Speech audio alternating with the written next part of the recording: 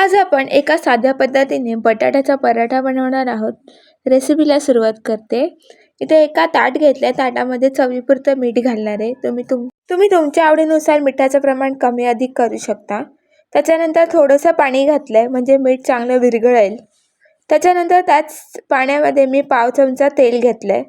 आता तेल, पाणी आणि मीठ व्यवस्थित मिक्स करून घेणार आहे, म्हणजे ते सगळ्या पिठामध्ये छान मिक्स होतं.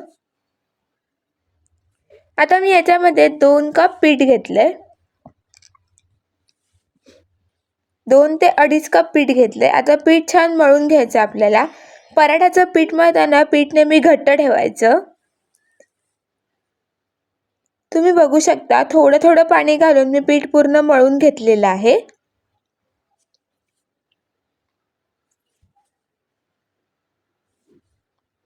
थोडंसं तेल लावते.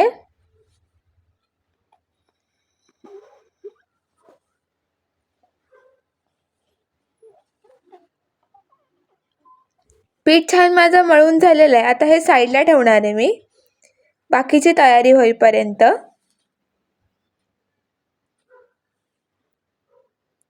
आता इथे मी 3 बटाटे उकडून घेतलेत. बटाट्यामध्ये जरा सुद्धा पाणी नाहीये, तुम्ही बघू शकता. अगदी मोकळा बटाटा आहे हा.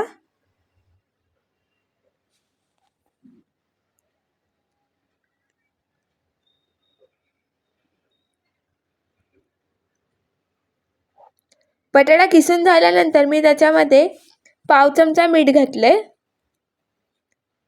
पाव चमचा चाट मसाला घातलाय, अर्ध्या लिंबाचा रस घालणार आहे.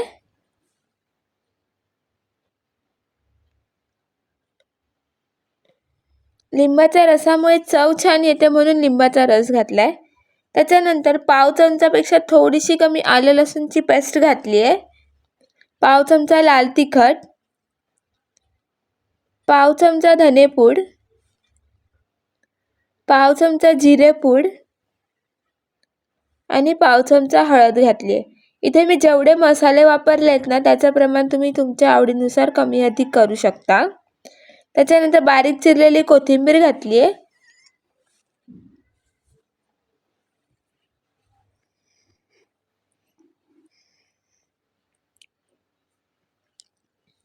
आता हे सगळं व्यवस्थित मिक्स करून घेते.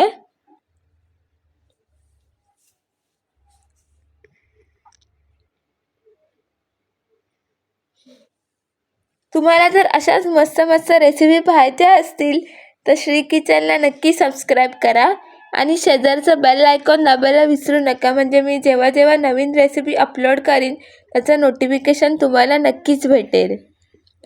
इथे आपली तयारी झालेली आहे. पीठ मळून घेतलंय, सोबत सुकं गव्हाचं पीठ घेतलंय, बटाट्याचं सारण, तेल.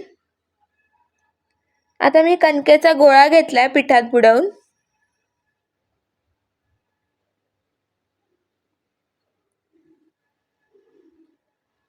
तर हा कणकेचा गोळा आपल्याला थोडासा लाटून घ्यायचा आहे.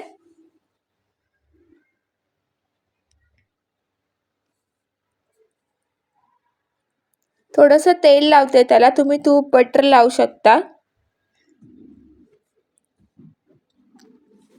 थोडंसं पीठ भुरभुरते त्याच्यावर आणि आपण जे बटाट्याचं सारण करून ठेवलं होतं त्याचा गोळा करून मी या पिठामध्ये घालून घेतलाय. आता हे पीठ आपल्याला व्यवस्थित बंद करून घ्यायचं आहे.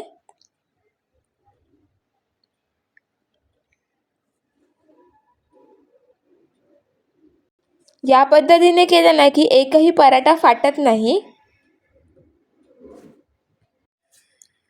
गोळा मी बंद करून घेते. जसा मोदक बंद करतो त्याच पद्धतीने बंद करायचा आहे.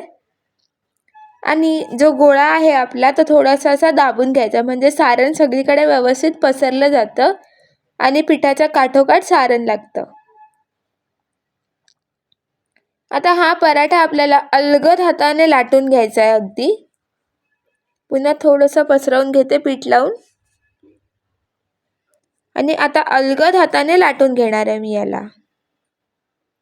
दोन्ही बाजूने लाटताना लाटायचा पराठा नेहमी. तुम्ही बघू शकता पराठा कुठेच फाटला नाहीये माझा.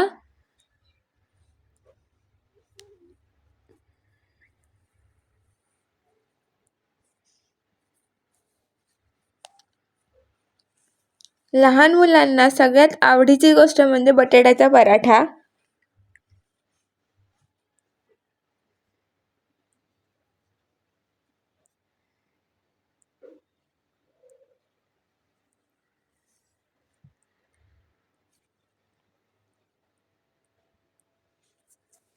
ह्याच्यामध्ये सारणामध्ये मी मिरची नाही घातली आहे. तुम्हाला हवं असेल तर तुम्ही मिरची घालू शकता.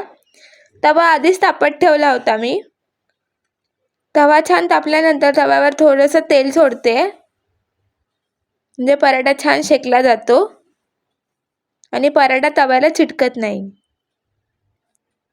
आता पराठा टाकताना ज्या बाजूला आपण कणिक लावलं आहे ती बाजू आधी शेकून घ्यायची.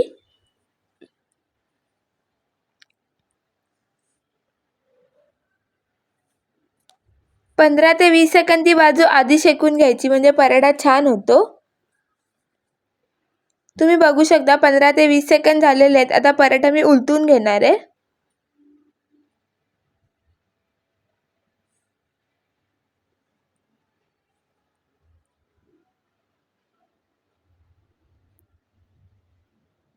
थोडंसं तेल सोडते पुन्हा एकदा.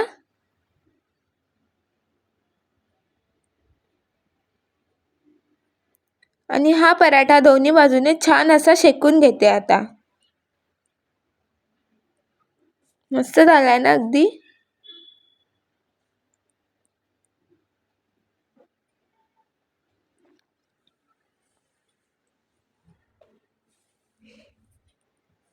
थोडं थोडं तेल लावून हा पराठा छान खरपूस भाजून घ्यायचा आपण.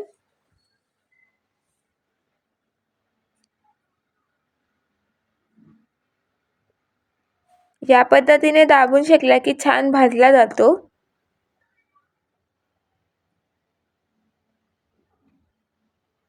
थंडीचे दिवस चालू आहेत. थंडीच्या दिवसामध्ये वेगवेगळे पराठ्याचे प्रकार आपण करतच असतो. आता हा मी काढून घेते आहे. दुसरा सुद्धा मी याच पद्धतीने भाजून घेते.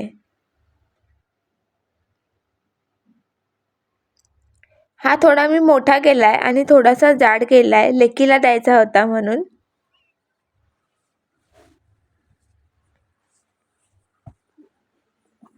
दोन्ही बाजूने छान भाजून घेते याला.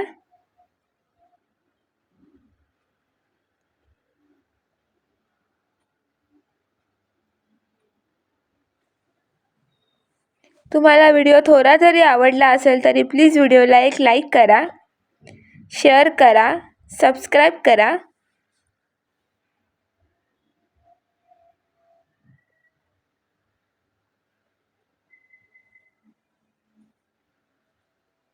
दोन्ही साईडने थोडं थोडं तेल लावून ह्याला छान असा मी भाजून घेतलाय.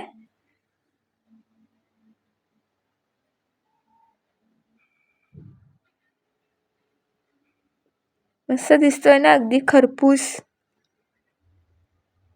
ह्याच्यापेक्षा तुम्हाला खरपूस हवा असेल ना तर शेवटची एक 15 सेकंद किंवा 10 सेकंद गॅस मोठा करायचा आणि मोठ्या आचेवर त्याला भाजून घ्यायचं. थोडंसं तेल सोडलं साईडने आणि हा सुद्धा आपला पराठा उत्तम असा तयार झालेला आहे. आता हे सर्व करून घेते. मी शेजवान चटणी सोबत सर्व केलाय. तुम्हाला हवं असल्यास तुम्ही दही घेऊ शकता. दह्यामध्ये थोडंसं लाल तिखट टाकायचं, थोडंसं मीठ टाकायचं आणि कोथिंबीर टाकून खायचा. थंडीचे दिवस चालू आहेत म्हणून मी दही नाही घेतलंय. व्हिडिओ आवडल्यास लाईक, शेअर आणि सबस्क्राईब करायला विसरू नका आणि रेसिपी कशी वाटली हे नक्की कमेंट करून सांगा.